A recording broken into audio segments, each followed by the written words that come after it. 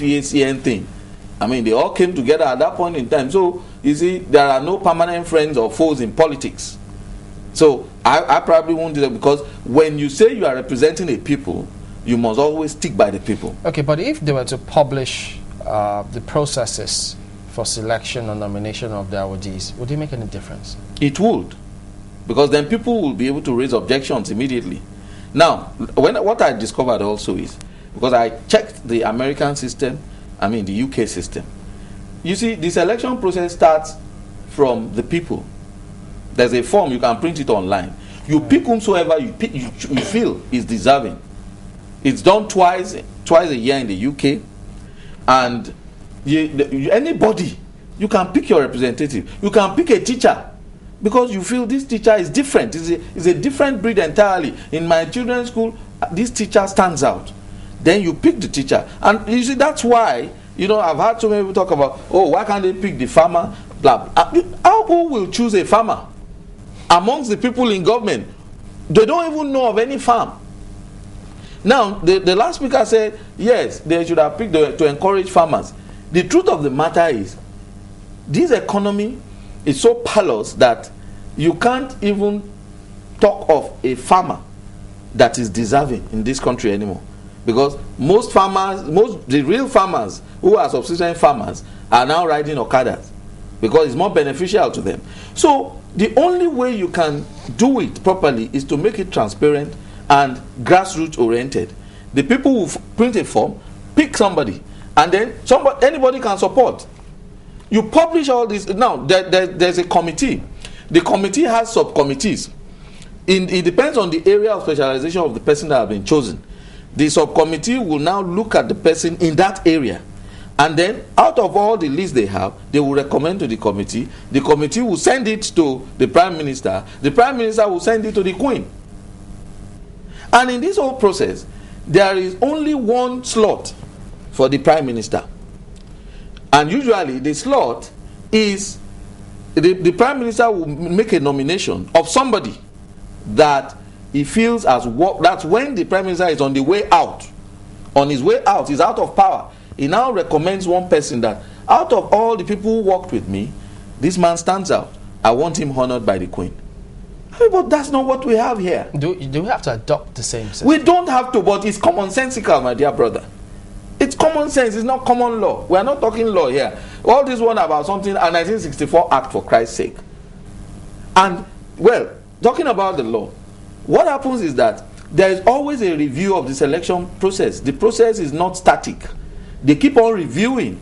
People keep on making inputs. All the what you have been having, people will talk. This year, people have talked. Yeah. Now, the committee will look at all those things, and they will include it in the next one, that, okay, for the purpose of selecting a farmer, this is what we must look at. For the purpose of selecting a civil servant, you must have served 25 years. In other words, are we saying that no one has been talking for us to have seen that kind of review from the 60s to now? This year has been the year where you had the loudest hues and cries. And that's because people are better aware now. Well, I have said it. It's not as if the lists have always been very sacrosanct. What I'm saying is that now people are better aware. So the shout is louder. But the important thing here is that it's always been an in-house thing, a government thing. Well, you said that people are better aware, or that their noise have not been heard in the past, so they're making it louder this year, so that, they're not seeing any improvements from the noise they've been making. Who cared about the honors list before? Nobody was interested. But you tell me that you are honoring the Inspector General of Police. We have been democratic for close to 12 years now. That democratic is in quotes. It's very much in quotes. Where, in fact, because democracy has no other name. There's no level of democracy. We've been able to talk. Yes, that's what I'm saying. We've been able to talk for close to 12 years now. Yes, let me put it that way, since that's one of the levels that you Yes, though we can talk more now, because our level of democracy now admits of dissent. You can talk, right? What is still lacking, for instance, is that we have a Freedom of Information Act.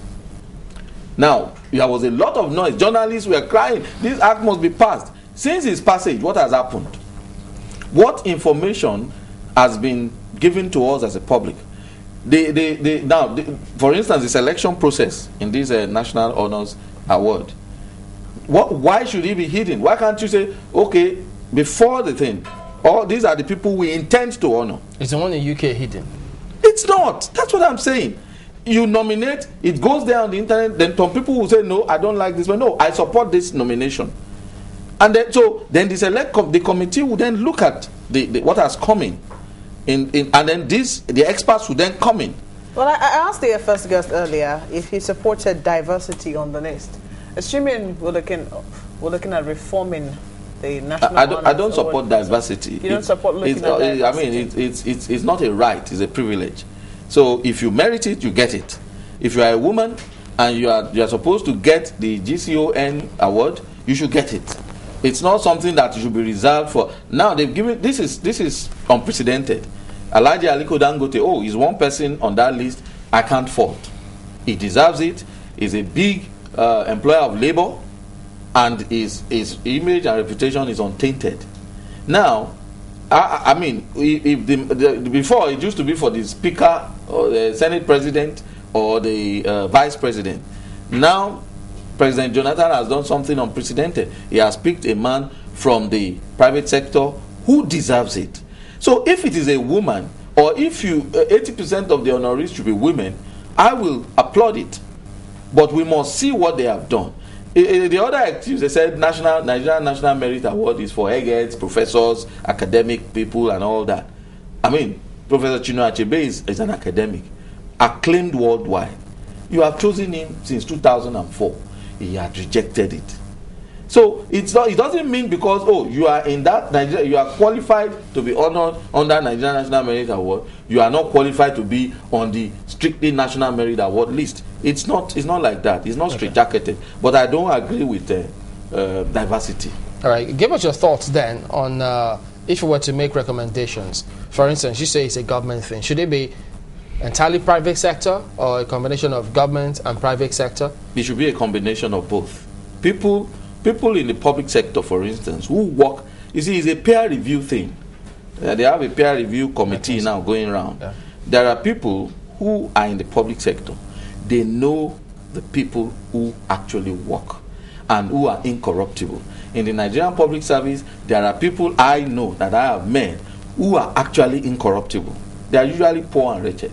But it doesn't mean you should not recognize them. And their peers, they know them. When there is work to be done and the work must be done very well, they say, Mr. So should be put there. He will do it thoroughly. Yesterday I was talking to somebody in court, and she was telling me about the person who is now in charge of a very sensitive spot in the court, and said he's a foolish man. You see, all the people under him, they are chopping, they are enjoying themselves, but he's not, and they just put him there so that there is nobody who has been on that post, on that seat, who did not build a house immediately. Do you know he doesn't even have a car? He will carry an alajo, what do they call them in English?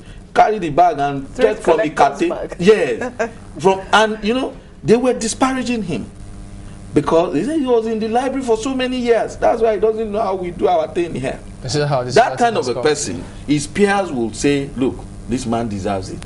But because he's so... But those are the same peers who are saying that he's not a man. No, when it comes to choosing people for this kind of thing, the people in the public service will say, Mr. Akini, we don't deserve it, let him go. I am telling you that, and I say this from experience. Are you sure they will not say this? These peers will not say this man doesn't know how to chop? No, there are people like that. I am telling you, it's peer review. In the public service, there are some people that they will always vouch for that. This man is there. Even the organs of that person will say, this is our best representative. In the private sector, we know ourselves. I can see that and say, this journalist, the way he does his job, is above board. There are journalists who have reported, African Media Awards in South Africa. There are some Nigerian journalists who have done well. They have done some write-ups, done some documentaries, which have been acknowledged outside. Are we saying those people do not deserve national honors? Because the whole essence is that we want people who have projected the image of Nigeria in good light, in a positive way. And so those are the people who are deserving. We all know them. Okay, but why is it then that, or is a law silent at that? I'm going to go to the point of law again. Yeah. That there's no mention, we haven't seen it, that you would draw such an award from someone who is undeserving or whose name perhaps may have been tainted. That's, I don't know. Now, talk of record keeping. Okay, you talk of Professor Grace Alele Williams, who said, look, I have been giving this thing before. You are giving it to me again. Yeah. Now, what records do they have? Now, look at what happened yesterday. You are giving an award. Most of the certificates were not ready. Most of the medals were not done. The people who are in charge of these things, they had received national honors in the past. Are you saying those people are not competent enough to organize a national honors event? So what I'm saying is that, I mean, we don't believe in keeping records. And so that is a big problem. It's a big minus for us, whichever way you want to look at it from, because it's a big shame. What is the honor in it now that people come from all walks of life, people come to celebrate with them and say, oh, next week come and collect your document, your certificate. So it is not that they don't, but who keeps the record? Can you ask for the record now, Freedom of Information Act? Okay, give me all the list of the honorees so far from 1963. So can they give it to you? Do you like it when they say, well, some of these people were actually given these awards because of their official designation in the service? That is very, very wrong. You don't give an award to an office. An award is, well, I will borrow the words of Honorable Bajabi Amila now. Well, it's not his words, it's of general application. And we use it in the realm of law a lot. It's in personnel, not in rem. It's about you as a person, not about your office. So it's permit me, it's nauseating when I hear that the GCON is reserved for the office of the Vice President and office of the Speaker. Now, the issue is, what has the Vice President and the Speaker, the person there now, what have they done within the short time they have been there that has projected the image of this country in very good light? What have they done that has impacted positively on the lives of you and I, on the lives of their constituents? Let's not even say all of us. I mean, and is there a possibility that after leaving, before leaving office, I mean, they can sustain the tempo, assuming they are even doing something good? Okay. So I don't agree with this issue of attaching it, but if it's in the law, then that law should be reviewed. In terms of do you think it can be completely depoliticized? Definitely, it can.